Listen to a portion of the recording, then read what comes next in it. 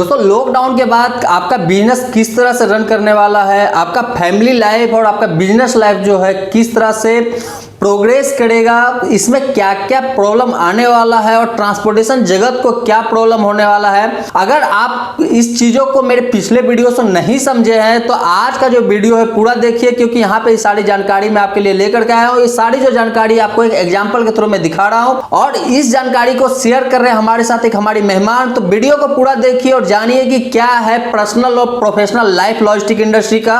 इससे आपका जो इंडस्ट्री है, आपका जो बिजनेस है, कितना ऊपर और नीचे जा सकता है। नमस्कार दोस्तों, मैं हूं रोहित और आज आपके लिए लेकर के आया हूं फिर से अपना एक इंटरव्यू। और आज मैं इंटरव्यू में बात करूंगा अपने पिछले एक वीडियो के बारे में, जहां पे कि मैंने बताया था कि लॉकडाउन के बाद हमारी जो इकोनॉमी है, हमारा जो इंडस्ट्री है किस तरह से परफॉर्म करने वाला है, ट्रांसपोर्टेशन जगत जो है किस तरह से अप और डाउन हो सकता है।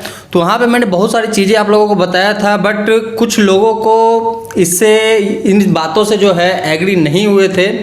तो आज मैं कुछ एग्जाम्पल्स जो है लेकर के आपके सामने आया हूँ और हमारे साथ जो बैठी है उनका नाम है ज्योति सिंह। और एक्चुअल में अगर मैं बात करूँ बाय प्रोफेशनल तो ये खुद लॉजिस्टिक एक्टिविस्ट है, लॉजिस्टिक इंडस्ट्री से बिलोंग करती हैं, लॉजिस्टिक का नॉलेज भी है इनके पास और बहुत सारी चीज़ें ये भी देखती हैं लॉजिस्टिक इंडस्ट्री से रिलेटेड। इसके साथ साथ अपने घर को भी संभालती है। तो घर में जो खर्चे हो रहे हैं, क्या लेना है क्या नहीं लेना है, किस तरह से घर को चलाना है, ये सारी चीज़ें जो है इनका काम है। तो आज मैं बात करूँगा ज्योति जी से कि लॉकडाउन के टाइम पे इनका क्या एक्सपीरियंस रहा प्रोफेशनल लाइफ में, इसके साथ ही इनके पर्सनल लाइफ में क्या एक्सपीरियंस रहा है। क्योंकि दोस्तों अगर मैं बात करूं तो जो चीज़ें सीधा दिखाई देता है आंखों के सामने, ज़रूरी नहीं होता कि वो वैसा ही हो। बहुत सारी चीज़ें जो है लोगों को तोड़ मरोड़ करके भी दिखाया जाता है, इसका इम्पैक्ट जो है बाद में लोगों तक पहुंचता है। आप देखे होंगे अक्सर हाथियों के बारे में भी हम बोल सकते हैं कि उनके जो दांत होते हैं, आगे वाले जो दिखने वाले दांत होते हैं वो खाने के काम में नहीं आते, बट जो खाने वाले दांत होते हैं वो दिखते नहीं हैं। तो यही जो है बात बिजनेस में भी होता है कि अगर कहीं पे भी कुछ इम्पैक्ट पड़ता है तो उसका कहीं ना कहीं जो डायरेक्ट नहीं हम बोल सकते, इनडायरेक्ट जो इम्पैक्ट होता है वो इंडस्ट्री पे ज़रूर पड़ता है। तो आज हम इन सारे चीज़ों पे बात करेंगे और पहले हम बात करते हैं ज्योति जी से कि उनका क्या एक्सपीरियंस रहा है, उसके बाद मैं फिर आपसे कुछ और डिटेल शेयर करता हूँ। तो ज्योति जी नमस्कार आपका हमारे चैनल पे। आप बताइए कि लॉकडाउन के टाइम पे लॉजिस्टिक इंडस्ट्री जो है आपकी लॉजिस्टिक इंडस्ट्री किस तरह से परफॉर्म कर रही थी? जी, आपने ये बहुत अच्छा सवाल किया है, क्योंकि लॉकडाउन के पहले हमें पता नहीं था कि अचानक से लॉकडाउन हो जाएगा हमारे देश में। तो लॉकडाउन लगने के बाद पूरी तरह से ऑलमोस्ट बंद ही हो गया, क्योंकि ऑटोमोबाइल से रिलेटेड तो हमारे वक्त था नहीं। ज़्यादातर हम ऑटोमोबाइल्स का ही सप्लाई करते हैं, क्योंकि मार्केट में ऑटोमोबाइल्स की मांग कम हो गई, मांग क्या बंद ही हो गई बिल्कुल। तो सारा फैक्ट्री वगैरह सारा बंद ही हो गया, ना इंपोर्ट ना एक्सपोर्ट कुछ हो ही नहीं रहा था, ज़्यादा बिजनेस इसलिए नहीं हो पाया। हाँ, इसीलिए यही कारण रहा कि लॉकडाउन में हमारा बिजनेस नहीं हो पाया। अगर मैं बात करूँ आपसे कि लॉकडाउन के बाद आपका इंडस्ट्री आज के डेट में कैसा परफॉर्म कर रहा है, तो इसका क्या एक्सपीरियंस है? ये लॉकडाउन ख़त्म होने के बाद जब से अनलॉक 1 लगा है तब से हमने देखा है कि अभी मार्केट ओपन तो हुआ है, बट जैसा होना चाहिए वैसा है नहीं, क्योंकि और बहुत सारी कंपनियां वर्क फ्रॉम होम करा रही हैं। तो जो भी हैं वो अपने घर से काम कर रहे हैं, बाहर नहीं जा रहे हैं। तो एक जो गाड़ी का रिपेयर भी कह सकते हैं हम, उसके लिए भी बंद ही है वो, मतलब एक गाड़ी का रिपेयर भी नहीं हो रहा है। हाँ, लोगों ने ये प्लान किया होगा कि हमें भी गाड़ी लेनी है, तो आई थिंक उन्होंने भी अपना पोस्टपोन ही कर दिया होगा, क्योंकि मार्केट में मांग नहीं है ऑटो पार्ट्स की। तो अभी हम अपने लिए अपने बिजनेस के बारे में बोले तो हमारा बिजनेस अभी जैसा ग्रोथ होना चाहिए अनलॉक के बाद वैसा हुआ नहीं, क्योंकि जब ऑटो क्षेत्र में मांग ही नहीं बढ़ेगी, जब उसका सप्लाई ही नहीं होगा, तो जाहिर सी बात है कि हमारे बिजनेस पे भी प्रभाव पड़ेगा। आप कुछ महीने पहले आपसे बात हो रहा था मेरा कि आपने भी कुछ प्लानिंग कर रखा था लेने के लिए। तो आप मुझे बताइए कि क्या आप लॉकडाउन से पहले वो ले रखे थे या फिर अभी नहीं लिए हैं? नहीं, एक्चुअली क्या है कि हमने पिछले साल ही 2019 में ही प्लान कर रखा था कि एक्चुअली क्या है, जून में हमारा EMI जो भी था वो क्लोज होने वाला था। तो हमने प्लान कर रखा था कि अगस्त के आसपास हम एक व्हीकल लेंगे, एक कार लेंगे अपने लिए, क्योंकि बहुत सपना था अपने फैमिली के साथ कार में घूमने का। तो वो तो सपना शायद सपना ही ना रह जाए, क्योंकि ये जब से लॉकडाउन लगा तब से इनकम का स्रोत, इनकम बिल्कुल कम, मतलब ख़त्म, बंद ही हो गया 2 महीने में। 2 महीने में बहुत कुछ चेंज हो गया। घर के खर्चे तो वैसे ही हैं, घर के खर्चे तो मानने वाले हैं नहीं, रेजिडेंशियल रेंट है, बच्चे की स्कूल फी है, वो तो जाना ही जाना है, और इनकम था नहीं, और अभी आगे पता नहीं मार्केट कैसा रहेगा, क्या चलेगा, क्या बंद होगा, अभी कुछ कह नहीं सकते। तो अभी तो मैंने पोस्टपोन कर रखा है। ओके, तो आप बताइए, ये जो कार लेने का प्लान किया तो कौन सा कार था? एक्चुअली मेरा पसंद है ब्रीजा। अच्छा, सुजुकी का जो ब्रीजा आता है। हाँ। तो कितने का है ये? इसका जो प्राइस है कितने का है? ये शायद 9.5 से स्टार्ट है ये। ओके, मतलब 9.5 लाख से। हाँ जी। तो आपका कहने का मतलब हुआ कि लॉकडाउन लगने के बाद आपकी जो प्लानिंग थी कार लेने की वो नहीं कर पाए, कारण ये था कि इनकम आपका जो है ऑलमोस्ट बंद हो गया था। तो कहने का मतलब ये हुआ कि आपने कार लिया नहीं अभी तक, और प्लानिंग भी अभी आप इसके चक्कर में पोस्टपोन कर रखे हैं, क्योंकि आगे आने वाले टाइम किस तरह से होगा, क्या इनकम आएगा, वो भी अभी कुछ कह नहीं निर्भर नहीं है। हाँ। तो दोस्तों देख रहे थे आपकी इनका जो प्लानिंग है किस तरह से चेंज हुआ था। ऐसा जरूरी है कि इंडिया में बहुत सारे लोगों का इस तरह से प्लानिंग चेंज हुआ होगा। अब हम बात करते हैं कि इससे इम्पैक्ट क्या पड़ा है इकोनॉमी पे, हमारे लॉजिस्टिक इंडस्ट्री पे, आने वाले टाइम में क्या इम्पैक्ट पड़ सकता है, वो भी मैं अभी आप डिटेल्स में आपको बताता हूँ। इन्हीं का मैं सबसे पहले उदाहरण लेता हूँ कि 9.5 लाख का कार था, इन्होंने लेना कैंसिल किया। तो सबसे पहला जो घाटा लगा उस ऑटोमोबाइल सेक्टर को लगा जिनका ये कार लेना चाहते थे। दूसरा, वो सारे ऑटो पार्ट्स कंपनी को लगा जो उस गाड़ी के लिए ऑटो पार्ट्स बनाते थे, क्योंकि जब तक ऑटो पार्ट्स बनेगा नहीं, सप्लाई नहीं होगा, तब तक गाड़ियां भी नहीं बनेगी। मतलब हुआ कि ब्रीजा जैसी जो कंपनी है, जो सुजुकी, शायद सुजुकी बनाती है, मुझे भी आइडिया नहीं सही से, तो सुजुकी पहला नंबर तो सुजुकी को लगा इसका घाटा, क्योंकि उनका कार एक सेल नहीं हुआ। दूसरा, जो सुजुकी जो कार बना रही है उसमें जो ऑटो पार्ट्स यूज हो रहा है, और जहां जहां से वो ऑटो पार्ट्स लेकर के आ रहे हैं, तो उन सारी कंपनियों को घाटा लगा। तीसरा, ऑटो पार्ट्स लाने वाली जो ट्रांसपोर्टर है, जैसे कि अगर कोई ऑटो पार्ट्स बनता है, मुंबई में बन रहा है, वो आ रहा है सुजुकी के पास मैन्युफैक्चरिंग के लिए कार में, तो वहां से यहाँ लाने में किसी ना किसी ट्रांसपोर्ट इंडस्ट्री का हाथ होता है, तो वो जो ट्रांसपोर्टेशन है वो बंद हो गया। दूसरा, जो कार बन के तैयार हुआ और उसको मार्केट में जो अलग अलग सप्लाई करना है इंडिया के चारों ओर, वहाँ का जो सप्लाई है वो भी एक तरह से बंद हो गया।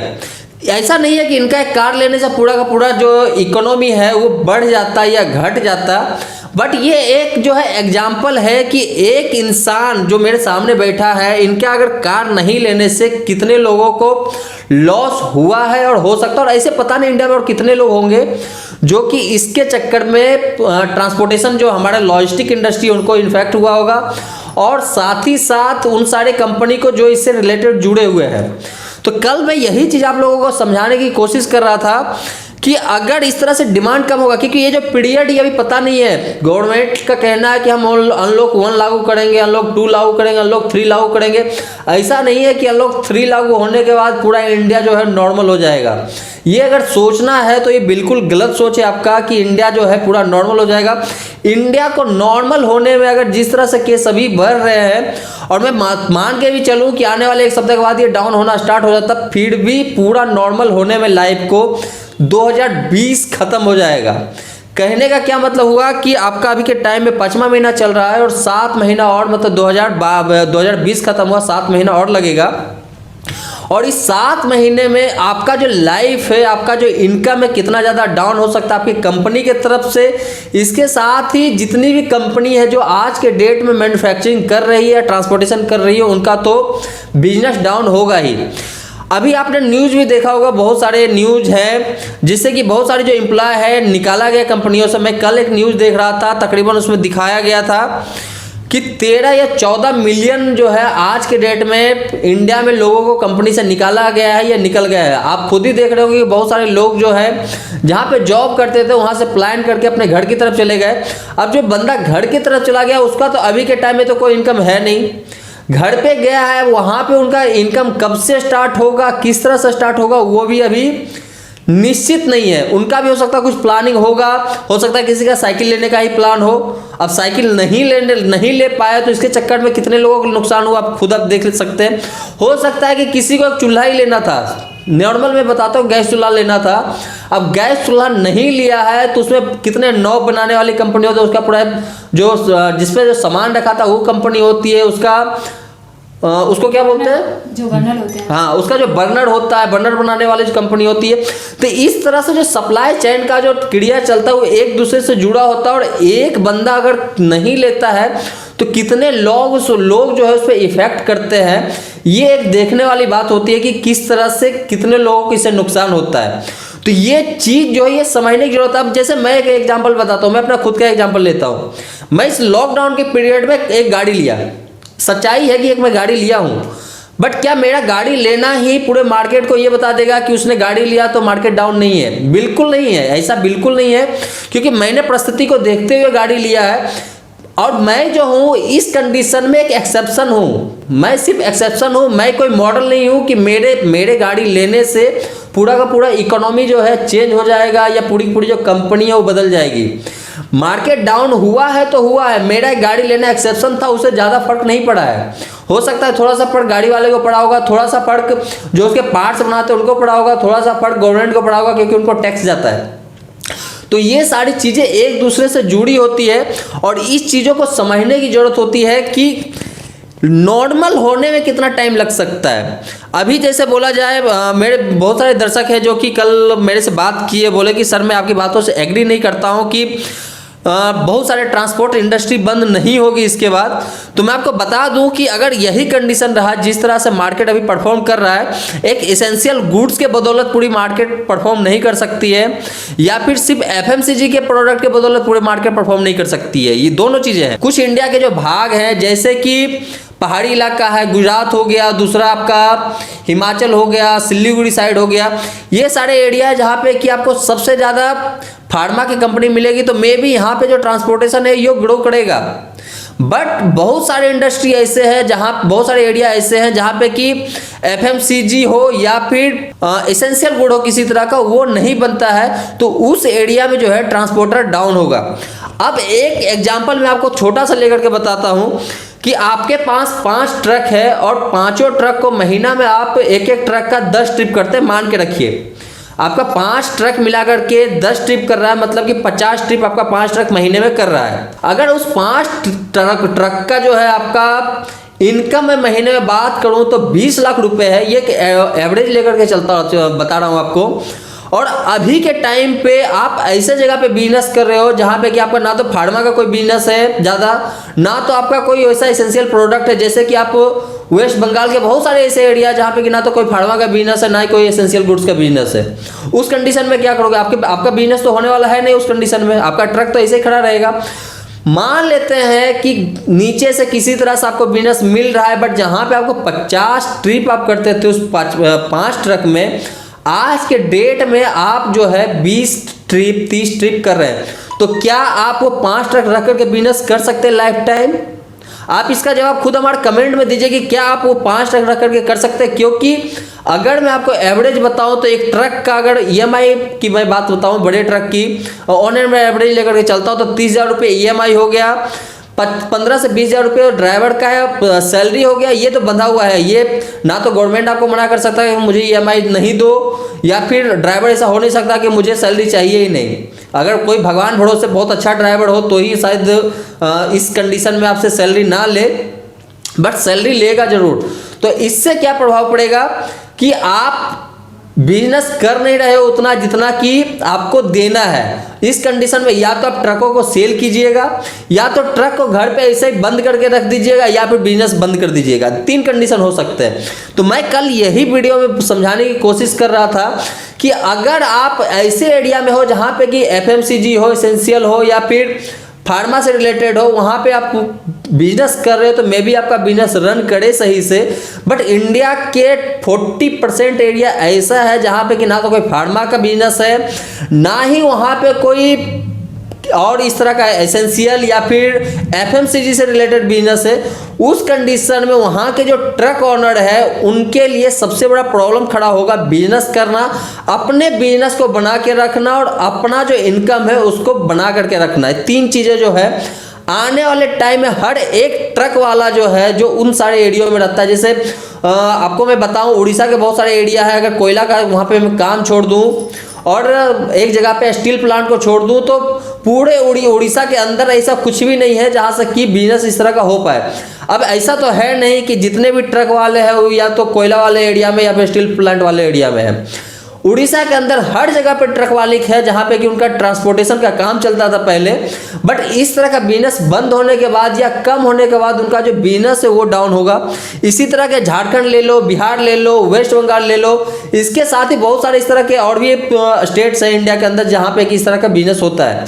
तो यही चीज समझने वाली बात है कि अगर एक चीज डाउन होता, अगर बंदा कोई पैसे की कमी के कारण कोई चीज नहीं लेता है तो उससे कितने लोग इफेक्ट करते हैं, ये आपको एक बार जोड़ करके देखना होगा। मैं हमेशा आपको बताया हूं अपने वीडियो में कि जो सामने चीजें दिख रही है जरूरी नहीं है कि वो सही हो, उसके पीछे कहानी कुछ और भी हो सकती है, उसका इरादा कुछ और भी हो सकता है। तो उन चीजों को समझने की कोशिश कीजिए, गहराई में जाकर के हर चीज को समझने की कोशिश कीजिए कि किस तरह से पूरा इंडस्ट्री परफॉर्म करता है, उसको चलाने के लिए क्या क्या जरूरत होता है और इस जरूरतों को पूरा करने के लिए जो पैसा आता है वो कहाँ से आता है और किस तरह से उसको इवेल्युएट किया जाता है।